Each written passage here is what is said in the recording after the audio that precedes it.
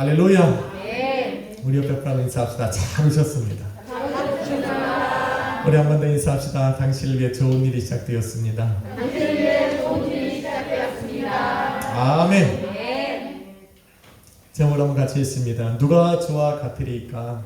누가 주와 같으리까? 아멘. 아멘. 한 주간 평안하셨습니까? 아멘.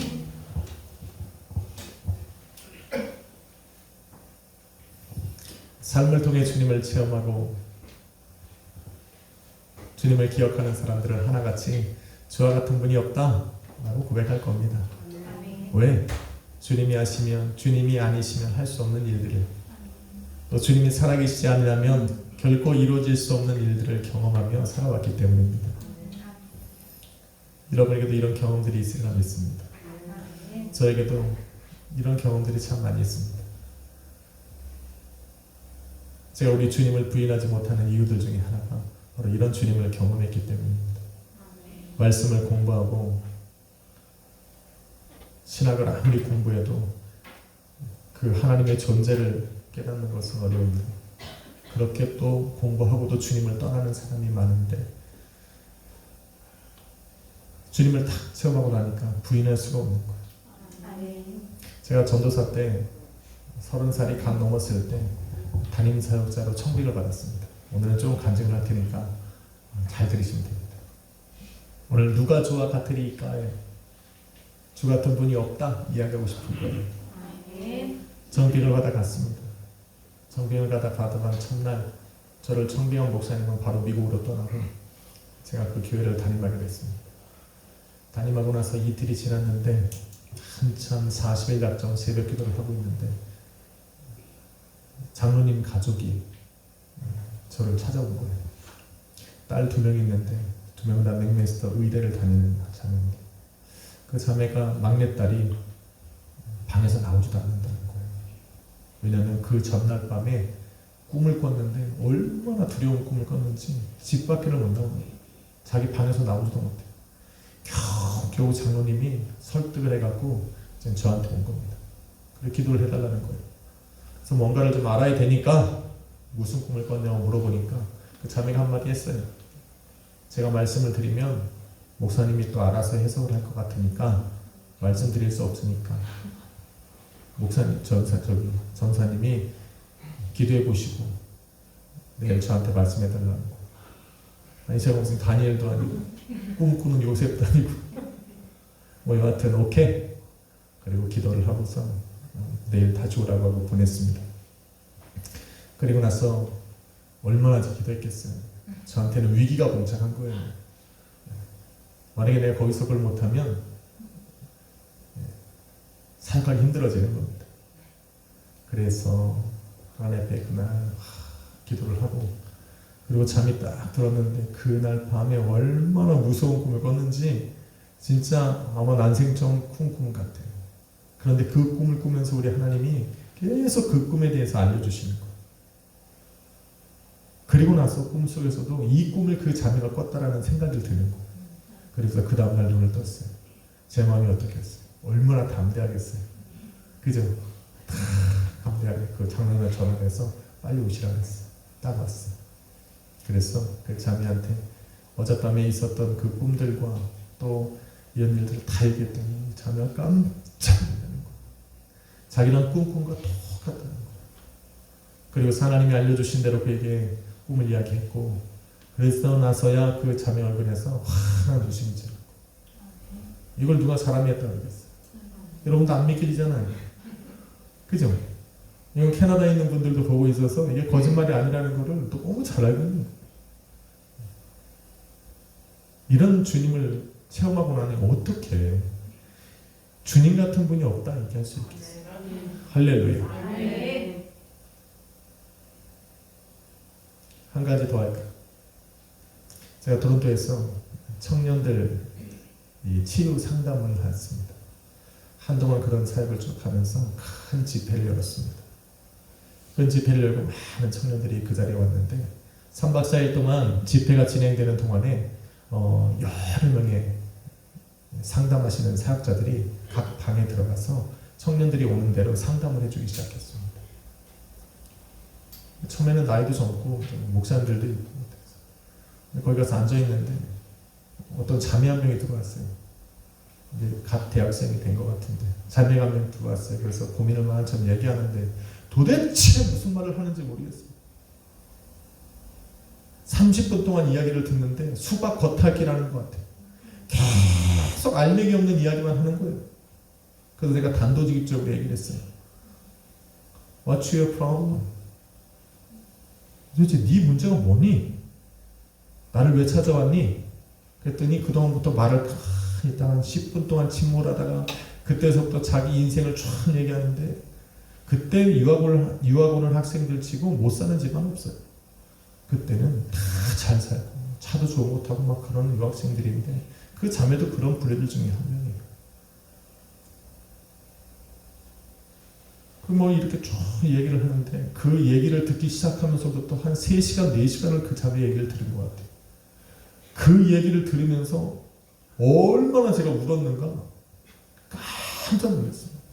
그 자매의 첫 마디가 이랬어요. 사실은 자기가 여기 오기 바로 한 일주일 전에 자살을 하려고 그랬다. 약 먹고 죽으려고 그랬다는 거예요. 그런데 이 집회 소식을 듣고 나서 여기 한번 가보고 싶다라는 생각이 들더라고요. 친구가 같이 가자고 했어요.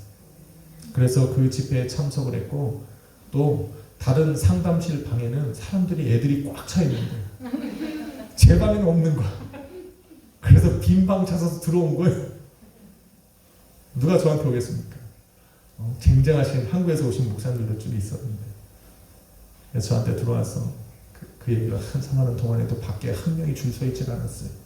그래서 여유 있게 그 차를 한 4시간 넘게 하는데 그 얘기를 듣는 중간부터 시작해서 제가 얼마나 울었는지 몰라요. 뭔가 얘기를 해야 되는데 얘기할 게 없습니다. 저런 인생의 아픔을 겪으면서 어떻게 어디서 사는지 이해를 못하겠는 거예요.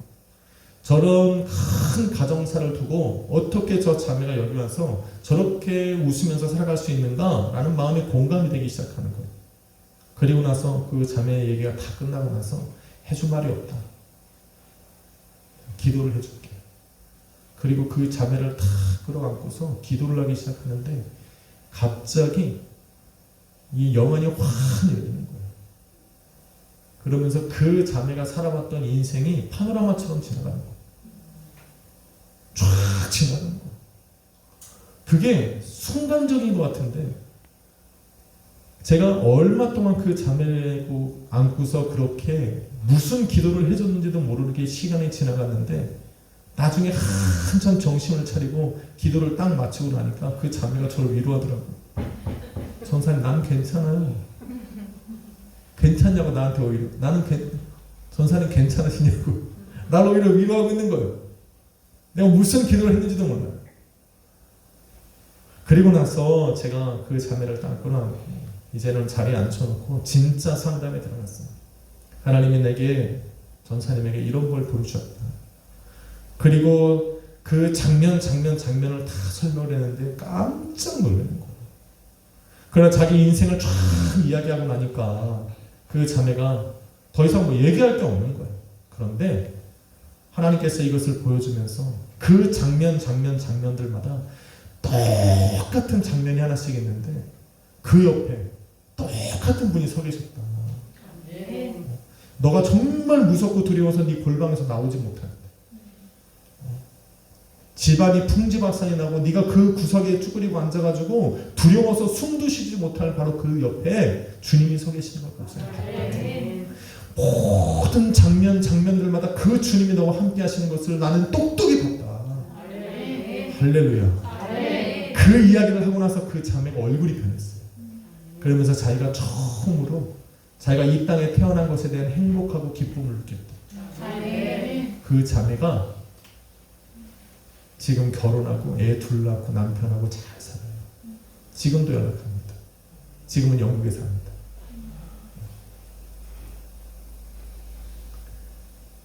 주님이 아니고는 할 수 없는 일들. 이걸 어떻게 제가 생각해내겠어요? 이런 엄청난 일들을 하나님이 매 사역 순간순간마다 중요한 시기마다 하나님이 알려주시는데 어떻게 우리 하나님을 부인하겠냐는 거예요. 부인할 수 없다는 거예요. 인간의 짧은 지식으로 자기의 생각으로 철학으로 저한테는 너무 경험해보지 못하고는 절대로 우리 하나님을 논할 수가 없어요. 아멘. 그 하나님을 경험한 사람들은 누구나 주와 같은 분은 없답니다. 아멘. 누가 주와 같았겠다라고 이야기하겠냐는 거예요. 저는 그래서 그런 얘기하는 사람들 뭐 솔직히 유치해요. 자기 머리로 아무리 배우고 공부하고 쌓은 지식을 가지고 인생의 경험을 가지고 그 만군의 하나님을 논할 수는 없다라는 거예요. 할렐루야. 아멘. 이러다 막 간증마다 끝나겠네. 누가 주와 같지 않다는 거예요. 한 번밖에 없다는 거예요. 지금. 또 하나 할까요? 똑같은 것만 지금 모아서 한번 해보죠. 한 번은 교회가 진짜 어려웠습니다. 곧 문 닫을 시기에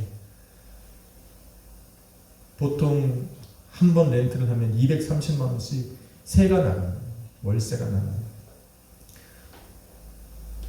근데 이제 뭐 다 떨어진 거예요.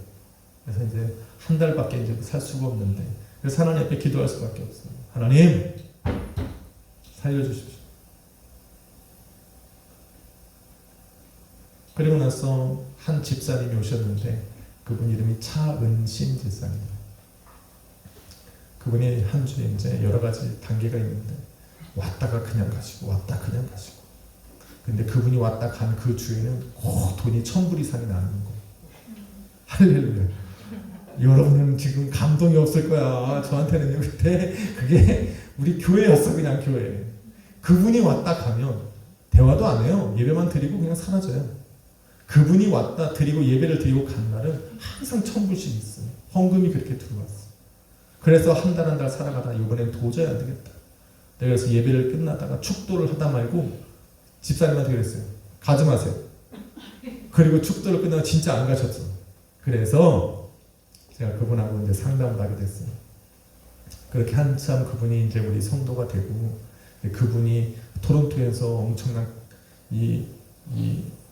아주 그 소문난 분이라는 거를 그때 알았어요. 근데 1년 동안 교회를 못 찾고 그렇게 하다가 우리 교회와 새벽 예배 왔다가 자기는 무슨 큰 교회에서 예배 드리는 줄 알았대요. 우리 그냥 찬양 막 하거든요. 막 기도. 밖에서 이렇게 지나가는데 얼마나 그 뜨겁게 기도하고 찬양하는지 저는 큰 교회인 줄 알고 들어가 보니까 그 성전 안에 한 4-5사람 앉아있더래요. 그런데 한번 들어왔는데 나가지도 못하겠고 또 앉아있자니 부담스러워.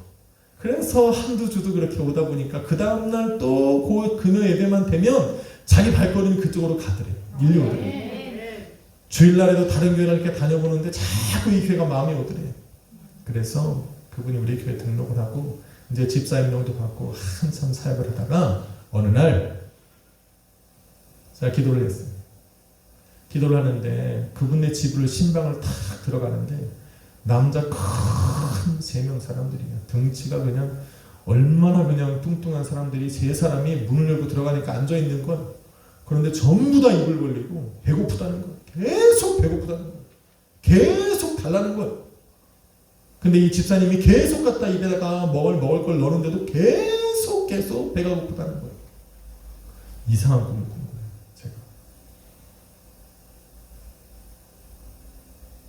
제가 그때 큰 실수를 했습니다. 이 얘기를 미리 했어야 되는데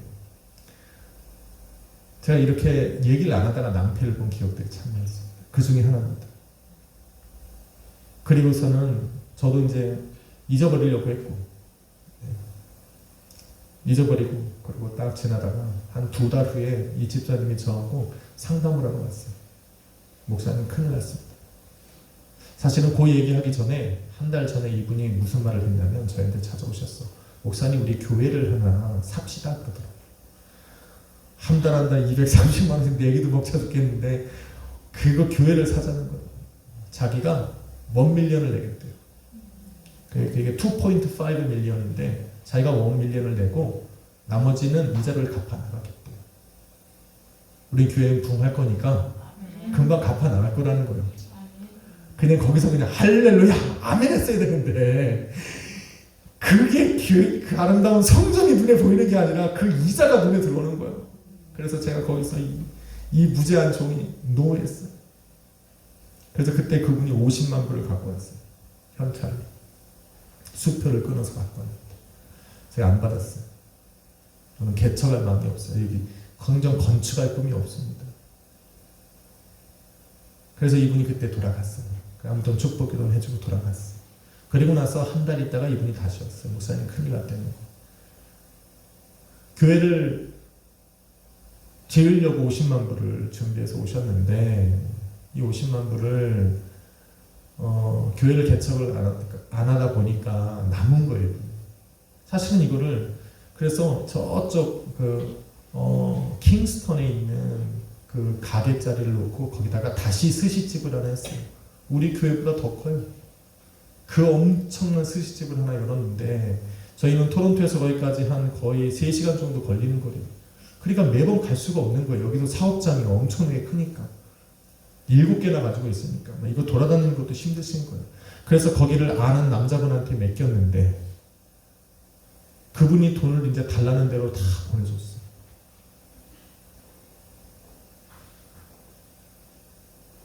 그분이 성금으로 받은 50만 불을 갖고 튀었어요. 그게 첫 번째 입 벌리고 있는 사람이었어요. 두 번째. 그래서 거기 계약을 했으니까 계약금을 넣어야 되는데 돈이 없는 거예요. 그래서 은행에 가서 융자를 받으려고 봤더니 두 번째 융자가 안 되는 거예요. 자기 이름으로 누가 이미 돈을 1년 이상 빌려간 거예요. 대출 받은 거예요. 가게를 다. 그걸 모르는 거예요. 누군가 했더니 동생이야. 그래서 대출도 안 되는 거예요. 또 한 명은 그 마지막에 이제 마무리 공사를 해야 되는데 그 공사를 하기 위해서 다른 가게들을 막 정리를 하고 그 가게를 들어가야 되는데 그 가게 인테리어 하려고 했던 그 분이 또 그걸 가지고 도망갔어요. 이 세 사람이 이분의 인생을 완전히 바닥을 치게 만들어요. 근데 이분이 저를 왜 찾아왔느냐?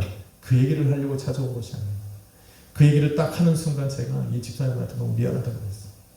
사실은 제가 2-3달 전에 이런 꿈을 꿨다. 근데 나는 이런 계획을 몰랐으니까 또 이런 일이 벌어질 거라고 생각도 못 했으니까 집사님한테 말씀을 못 드렸는데 너무 죄송하다고 했어요. 그랬더니 이분이 저한테 오히려 더 죄송하다는 거. 사실은 이 헌금을 드리려고 왔으면 드렸어야 되는데 이거를 도로 가져갔다는 거예요. 그러니까 이것이 내게 유혹이 돼서 이 일의 시작이 여기서부터 시작됐어. 너무 죄송하다고 얘기하는 거예요. 하나님 앞에 죄를 졌다. 이 일을 누가 하겠냐라는 게 누가? 하나님이 하느냐. 할렐루야. 근데 이게 해피엔딩으로 끝나지 않으면 어떻게 간증을 하겠어요? 결국은 그 킹스턴에 가게를 오픈했어요. 그리고 제가 얼마나 미안해요. 그래서 3시간 반을 밤이고 낮이고 겨울이고 뭐고 상관없어요. 1년을 거기를 가서 예배를 드렸어요. 거기 가서 하나님이 그 가게에 들어가서 첫날 오픈 예배, 창립 예배를 드렸어요. 할렐루야. 킹스턴 순복음 약속의 교회. 감사를 붙이고 거기서 첫 예배를 드리는데 5명 왔어요. 5명. 저하고 집사님하고 집사님 딸 2명하고 주방장 1명. 그리고서 첫 예배를 드렸어요. 근데 그 예배를 드리는 그때 하나님이 은혜를 부으실 것 같더라고요. 그래서 그냥 마음껏 축복했어요. 마음껏 축복을 하고서 집을 돌아왔어요. 그 다음 주에 갔더니 청년 2명이 와 있었어. 그 킹스턴에 굉장히 유명한 대학이 있어요. 퀸즈 대학가 있어요. 이 퀸즈 대가 굉장히 유명한 학교예요. 엘리트들만 모이는 학교예요. 그런데 그 엘리트들 하는 학교 중에 학생이 2명 왔어요. 한국 애가 2세인데 예배드릴 곳이 없어서 이렇게 맞대는 거예요. 할렐루야 작았다. 또 붙잡고 또 주여 하고서 기도를 했는데 그 다음 가니까 5명. 그 다음 가니까 10명. 그 퀸즈에 다니는 한국 학생들이 전부 다 왔어요. 그래서 그 자리가 꽉 찼어. 문제는 뭐냐? 그 아이들이 오니까 한 번, 두 번, 한 2-3명, 또 5명 올 때문에도 집사님이 끝나고 나면 음식을 만들어 대접했는데 이 소문이 나가고 80명이 어떻게 감당이 안 되는 거예요. 그래서 어떻게 합니까? 김밥을 말아줬어요. 김밥을. 그렇게 1년 딱 끝나고 나서 이제 제가 여기는 다른 분한테 양도를 하고 저는 이제 토론토 사역에 집중을 했어요. 하나님 이렇게 합력할 선을 이루십니다. 아멘. 누가 이런 일을 하겠냐라는 거예요. 누가 이런 일들을 하나님이 계획하시고 이끌어 가시겠냐는 거예요. 하나님 한 분밖에 없다는 거예요. 아멘. 믿으시면 아멘 하세요. 아멘. 저는 이런 간증들이 엄청 많아요, 진짜. 다 하면 굉장히 웃긴데, 제가 아까 그 두 번째 간증했던 그 자매가 끝나고 나서 그 소문이 그 집회에 퍼졌어요. 그 다음부터 제 방에 줄이 얼마나 섰는지 잠잘 시간이 없어요. 잠잘 시간. 3박 4일 동안 그 자매 때문에 제가 생고생을 했어요.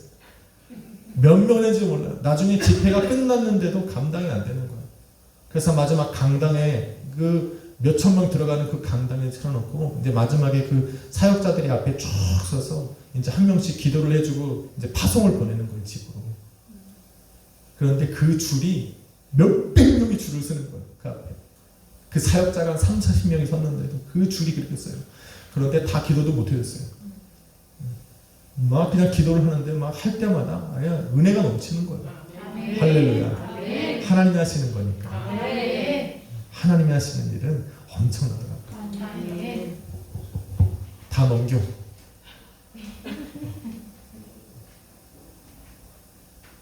다윗이 오늘 그런 자기가 체험을 했다라는 거예요. 주 같은 분이 누가 있겠냐? 라고 지금 그 신앙 속에서 오늘 시편을 기록하고 있는 거예요. 아멘. 여러분 71편은 개인적인 비탄시예요. 하지만 개인적인 비탄시라 말할 수는 없어요. 20절에 보면 다윗이 이렇게 고백합니다. 우리에게 여러 가지 심한 고난을 보이신 주께서 우리를 다시 살리시며 땅 깊은 곳에서 다시 이끌어 올리시리다. 아멘. 다윗은 다시 혼자 지금 곤란과 고난을 겪고 있다 말하고 있지 않아요. 비탄의 시에 젖어 있는 한탄 고난과 시련을 겪고 있는 그 사람들 중에서 다윗이 일어나서 지금 하나님 앞에 구원을 호소하고 있다는 거예요. 그런데 다윗이 기록한 이 비탄 시에는 공통점이 하나 있어요. 그게 뭐냐면 간구와 또 탄식, 간구와 탄식으로 시작했다가 감사와 찬양으로 끝난다는 거예요. 아멘. 문제는 감사와 찬양으로 간구와 탄식으로 시작한 그 시편이 어떻게 감사와 찬양으로 나아가느냐에 따른 방법이 시편들마다 다르다는 거예요. 오늘 71편은 탄식에서 감사와 찬양으로 넘어가는 이 방법이 바로 주님을 향한 기억이었어요. 주님이 나를 위해 일하신 그 역사를 회상하면서 그 다음 감사와 찬양으로 넘어가고 있다는 겁니다. 방법이 달라요. 어떤 주님을 경험하고 어떤 주님을 기억하고 있느냐에 따라서 오늘 나의 삶이 어떠한 방법으로 감사와 찬양으로 넘어갈 수 있느냐라는 방법이 결정되는 거예요. 내가 이런 하나님을 경험했으면 이런 방법으로 다음 단계로 넘어갈 수 있는 거예요.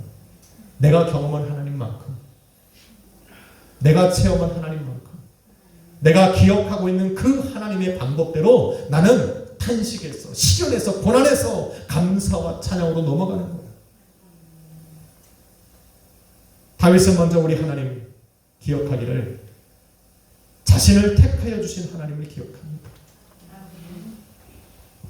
다윗이 언제 하나님께 택함 받았는가? 사무엘이 가서 다윗의 머리에 기름을 부었을 때 하나님이 택하셨다라고 말할 수 있습니다. 맞습니다. 그런데 그때는 하나님께서 다윗을 이스라엘 왕으로 택하신 순간이에요. 본문에서 다윗이 자기를 하나님이 택하셨다라고 말하는 이 택하심은 왕이 아니라 하나님의 자녀요 하나님의 백성으로 나를 택하셨다라는 것을 말하고 있는 거예요. 언제 택하셨나? 본문 6절에 보면, 시편 71편 6절에 보면 내가 어머니 배에 있을 때부터 우리 하나님이 나를 택하셨다 말합니다. 아멘. 내가 어머니 배에 있을 때부터. 권사님 나도 그랬을 것 같아요. 아멘.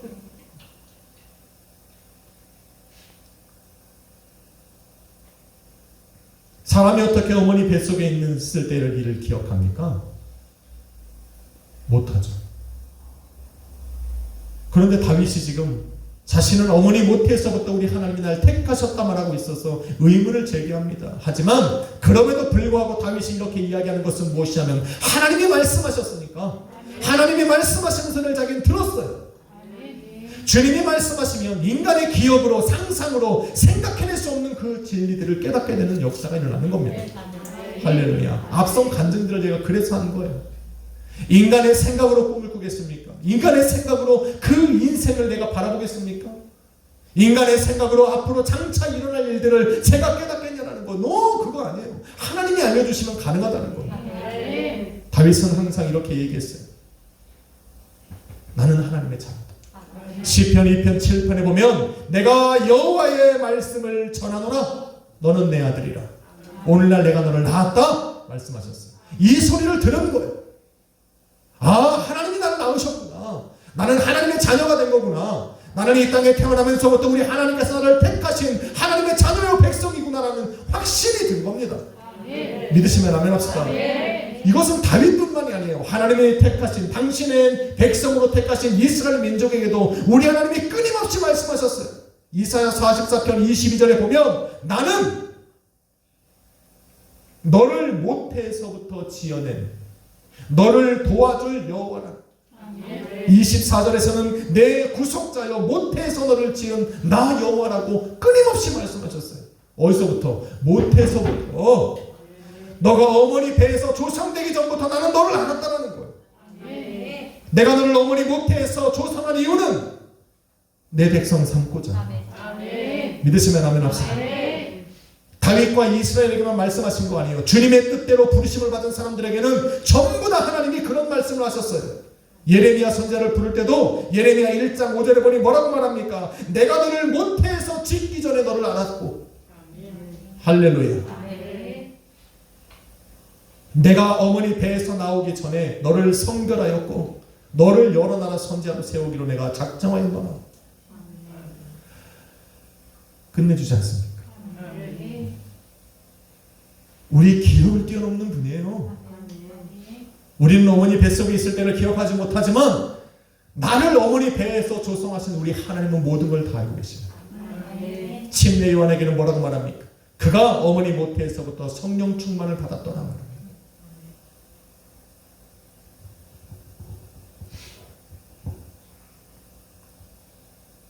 다윗은 그 하나님을 기억하고 있는 것. 다윗이 두 번째로 기억할 하나님은 자신을 가르쳐 기르신 분이에요. 17절에 이렇게 말했지 않습니까? 하나님이여 나를 어려서부터 교훈하셨으므로 내가 주의 기이한 일들을 지금까지 전합니다. 본문이 말하는 교훈이라고 하는 것은 리마드 타르라고 하는 단어예요. 리마드 탄이 단순하게 교육을 시킨다는 것이 아니라 교육뿐만 아니라 훈련을 시켜서 완성되게 하는 거예요. 이게 교훈하다라는 거죠. 하나님께서 다윗을 교훈시키는 방법은 여러 가지셨어요. 어릴 때는 들판으로 내모나서 사나운 맹수들과 싸우게 했어요. 끝내주는 훈련이죠. 나가! 갔더니 곰이 기다리고 있는 거예요. 싸워! 이겼어요. 뒤돌아보니 사자였어요. 이겼어요. 어릴 때는 홀로 맹수들과 싸우며 살아가게 하셨어요. 왜? 뭔가를 교육하기 위해서겠죠. 무슨 교육을 합니까? 다윗이 이렇게 말해요. 나는 아버지의 양을 기르고 있었다. 맹수들이 와서 사자나 곰이 와서 그 입으로 새끼를 물어가면 내가 그 입을 벌리고 그 안에서 그 입에서 양을 거저내고 그들이 일어나서 나를 공격하려 하면 내가 그들을 싸워 죽였다. 그리고 뭐라 말합니까? 이것은 하나님께서 나를 사자의 발톱과 곰의 발톱에서 건져내셨기 때문이라 말합니다. 하나님은 어린 다윗을 보내놓고 하나님이 일하신 거예요. 다윗이 그걸 깨달은 거예요. 하나님 왜 그렇게 하셨을까? 영적으로는 하나님과 함께하는 능력을 알게 하시는 거예요. 하나님과 함께하는 것이 얼마나 대단한 힘이 있는가를 다윗으로 알게 하시는 거예요. 왜? 골리앗과 싸워야 되니까. 감동이 없어요. 싸웠나 보다. 가문이 이기나 보다. 돌 던지면 이기나 보다. 우리는 다윗과 골리앗의 이런 어릴 때부터 공부한 이게 감동이 없어야 되는 거예요. 나가면 이기는 줄 알고. 그런데 영적이 아니라 인간적으로 보면 맡은 일에 충성을 다하는 것을 가르쳐 주는 거예요. 다윗에게는 아버지의 양을 치어야 되는 책임감이 주어진 거예요. 여러분, 육적인 삶에서 책임을 다하지 못하는 사람은 영적인 일도 책임을 다하지 못합니다. 보이는 일에 최선을 다하고 충성을 다하지 못하는 사람은 보이지 않는 일에도 충성을 다하지 못해요. 보이는 사람을 사랑하지 못하면 보이지 아니하시는 하나님을 사랑할 수가 없어요. 하나님께서는 그 어린 다윗에게 아버지의 양을 지게끔 만들으셨어요. 그 양을 지키게. 사자와 맹수가 와서 그 지키던 양을 물어가면 다윗은 목숨을 걸고 싸웠어요. 그때마다 하나님이 그 어린 다윗을 도와주셨어요. 이것은 장차 하나님이 왜 무엇을 교육하셨을까? 장차 이스라엘의 왕이 되어야 되는 인물입니다. 하나님의 백성을 지켜야 되는 사람, 자기의 생명을 걸고 지킬 수 있는 왕이 필요한 거예요. 자기의 양처럼. 할렐루야. 그래서 하나님이 어릴 때부터 그렇게 훈련을 시키시는 거예요. 두 번째 하나님이 훈련을 시키시는 걸 보면 삶의 고난으로 훈련을 시킵니다. 사울 왕에게 쫓기고, 왕이 되어서는 자녀들에게 쫓기고, 친구들에게 쫓기고, 그러면서 하나님이 그에게 알려주시는 것 한 가지는 너는 하나님 한 분만을 의지하라. 하나님 한 분만을 의지하라. 그런데 고난과 시련을 통해서만 우리 하나님이 다윗을 교훈시킨 것은 아니에요. 때로는 인자와 긍휼로 온유한 말씀으로 그를 가르쳤어요. 다윗은 이 하나님의 말씀을 주야로 묵상을 했고 아침마다 주의 인자하심, 저녁에는 주의 성실하심에 감동을 받아서 밤마다 하나님께 감사로 그 침상에서 찬양을 올려드렸습니다. 그렇게 기록한 것이 시편 23편. 여호와는 나의 목자시니 내가 부족함이 없으리라. 그가 나를 푸른 초장에 누이시며 쉴만한 물가로 인도하시나이다. 내가 사망의 음침한 골짜기를 다닐지라도 해를 두려워하지 않을 것은 주께서 나와 함께 하시니라. 주의 지팡이와 막대기가 나를 안위하시옵니다. 내 평생에 주의 선하심과 인자하심이 정녕 나를 따르니 내가 영원히 주의 집에 거하리라. 겨우 영원.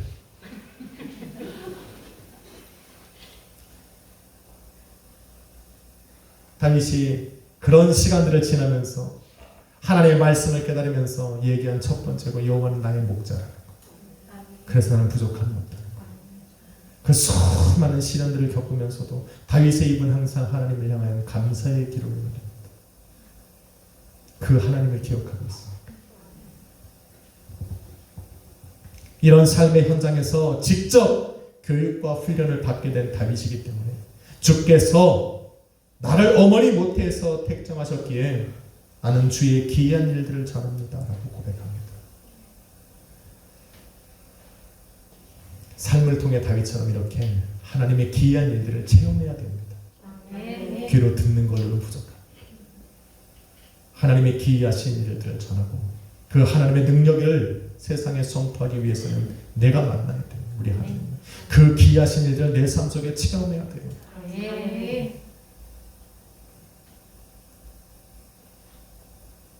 그런 기회를 주시고자 여러분의 삶에 사자를 보내고 곰을 보내기도 하고 골리앗을 보내기도 하고 그런 감당할 수 없는 큰 시험들, 사람들로 하여금 상처를 받고 또 넘어져 쓰러지게도 만드는 그런 순간들을 왜 하나님이 주실까? 바로 나를 교훈시키시는 거죠. 바로 그 하나님의 기이한 역사, 주님밖에 없습니다라는 것을 고백할 수 있도록 나에게 기회를 주시는 거죠. 우리는 오히려 그 자리에서 하나님을 원망하죠. 다윗처럼 승리해야 돼요. 하나님 한 번만을 바로. 할렐루야. 모태로부터 자신을 택하시고 어려서부터 나를 교훈하신 그 하나님을 기억한 다윗은 이제 그것을 힘입어서 내일의 소망으로 나아갑니다. 이거는 비탄시예요. 얼마나 고난과 환난 속에 고통을 겪고 있는 다윗인지 몰라요. 하지만 이제는 그 하나님을 기억함으로 해서 내일의 소망으로 나아가고 있는 겁니다. 주님께서 나를 모태에서 나를 택하셨다는 것으로 다윗은 무엇을 고백합니까? 9절에 보니까 내가 늙고 힘이 쇠약한 지금 이때에도 주님께서 나를 버리고 또 떠나지 아니하실 것을 내가 아노라 말합니다. 여러분, 어머니 모태에 있을 때처럼 인간이 가장 연약할 때가 없습니다. 엄마가 보호해주지 않으면 당장이라도 생명이 끊어질 수밖에 없는 사람, 혼자서는 아무것도 할 수 없는 상태, 가장 연약한 상태, 그런 상태에 있던 나를 우리 하나님이 택하셨다면 지금 환난 중에 늙고 병들어 쇠약해서 아무것도 할 수 없는 나를 하나님이 버리지 않으실 거라는 거. 하나님이 나를 택하신 것은 나의 능력과 힘이 때문에 간 것이 아니라 전적인 하나님의 은혜니까, 그 하나로 하나님이 나를 택하셨으니까 지금 늙고 병들어 있는 이 쇠약한 이 상태에 있는 나를 우리 하나님은 절대로 버리지 않을 거라는 거예요. 아멘. 확신이 가십니까? 아멘. 이게 다윗이 깨달은 거예요. 그래서 용기가 난 거예요.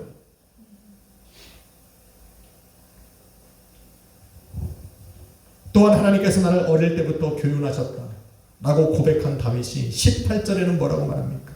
하나님께서 내가 늙어 백발이 될 때에도 나를 버리지 아니하시고 나로 주의 힘을 후대에 전하고 주의 능력을 장래의 모든 사람들에게 전하기까지 나를 버리지 않을 것이라. 다윗에게는 아직 사명이 남아있는 거예요. 아직 전해야 될 일들이 남아있는 거예요. 그러니까 난 지금 무너지지 않을 거라는 거예요. 아멘. 하나님이 나를 교육하시고 훈련시키신 그 모든 이유는 바로 이 일을 이루시게 하기 위함인데 난 아직 그 일을 이루지 못했다는 거야. 그러니까 아직 내 삶은 여기서 끝나지 않을 거라는 거예요. 할렐루야. 이유와 목적. 하나님이 나를 부르신 데는 이유가 목적이 있는 거예요. 하나님 나를 이 땅에 보내신 데는 반드시 이유와 목적이 있는 거예요. 그 목적을 깨달은 다윗이 드디어 우리 하나님의 그 기이한 역사를 세상에 선포하게끔 되는 거예요. 이런 일들을 한 하나님 앞에 다윗이 뭐라고 고백합니까? There is none like you. 하나님, 당신 같은 분 없습니다. Who's like you? God. Nothing compares to the Lord. 아무것도 주와 비교할 것이 없다라는 거예요. 그리고는 그 어렵고 힘든 상황 속에서 일어나서 우리 하나님을 찬양하기 시작하는 거예요. 그게 저와 여러분이 읽은 오늘 22절로 24절이에요.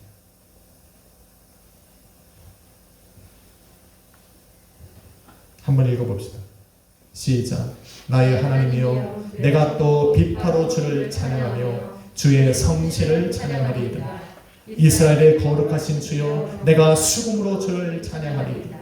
내가 주를 찬양할 때에 나의 입술이 기뻐 외치며 주께서 성량하신 내 영혼이 즐거워하리이다.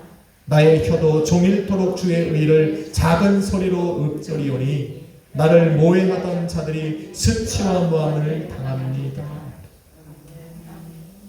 나를 치려하는 대적들이 수치와 모욕을 당함.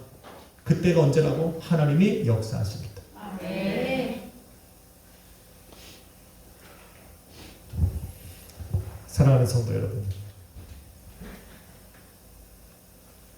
모태에서 나를 택하시고 어려서부터 나를 교육하고 훈련시키신, 그렇게 나를 하셨다라는 것은 내가 이 땅에 존재하는 것이 결코 우연이고 또 실수가 아니라는 겁니다. 아멘. 철저한 하나님의 계획대로, 아멘. 하나님의 뜻하신 바대로 나는 이 자리에 있다. 나는 지금 살아가고 있다. 라는 겁니다. 하나님께서는 내게 주신, 세우신 그 이유와 목적을 이루시기 위해 나를 교육하고 훈련해 가시는 거예요. 하나님께 교육받고 훈련받는 사람들에게 사도 바울은 이렇게 이야기를 합니다. 디모데후서 3장 14절로 17절에 너는 배우고 확실한 일에 거하라.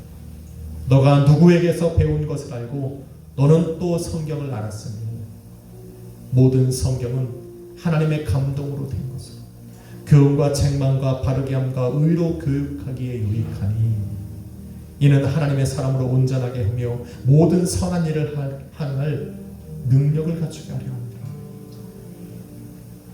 하나님의 방법이 나오지 않습니까?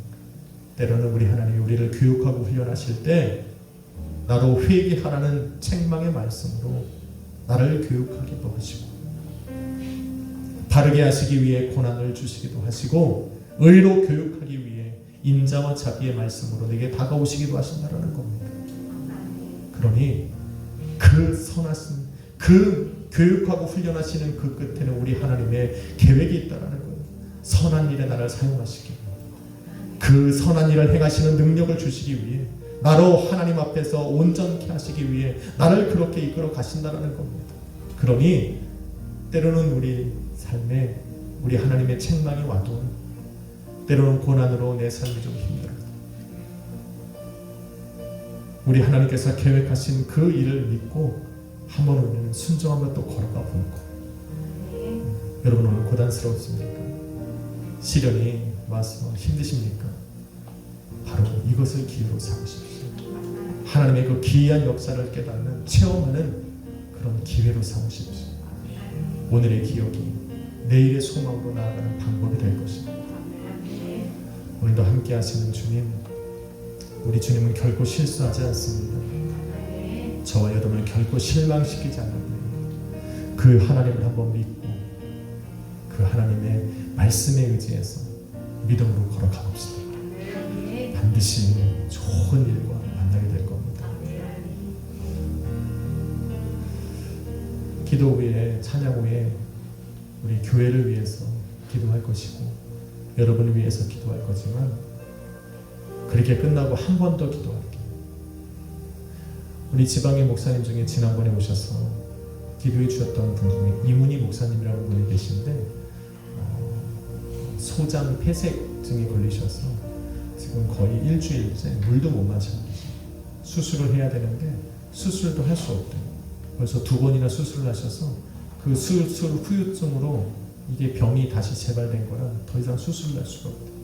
자연 치료를 해야 되는데 물 먹어서도 안 된다.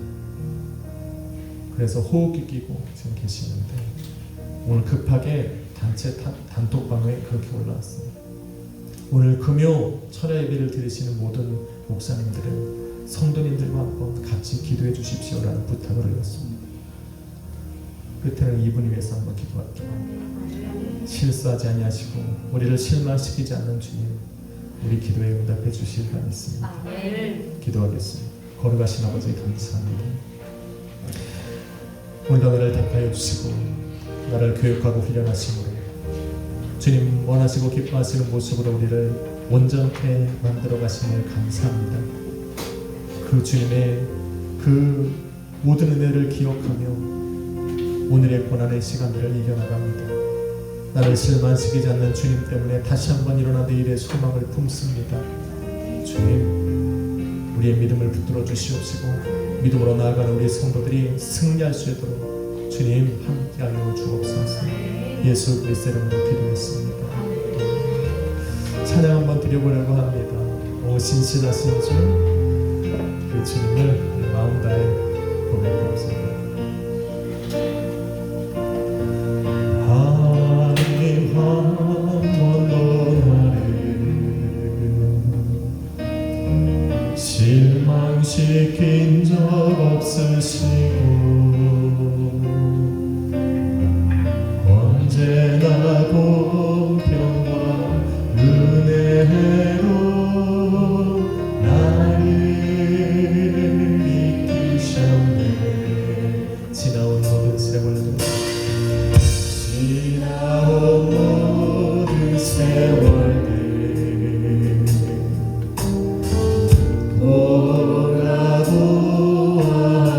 돌아보아도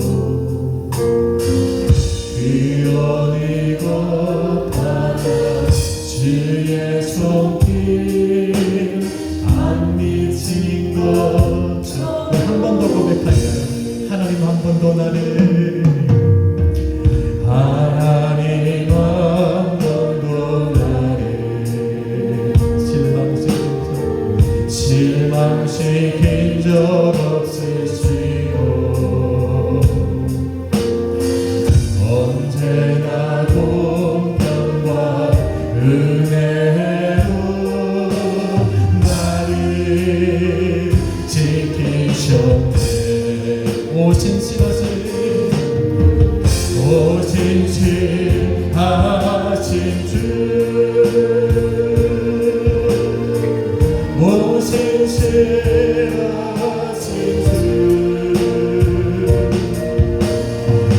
내 너를 떠나지도 아니요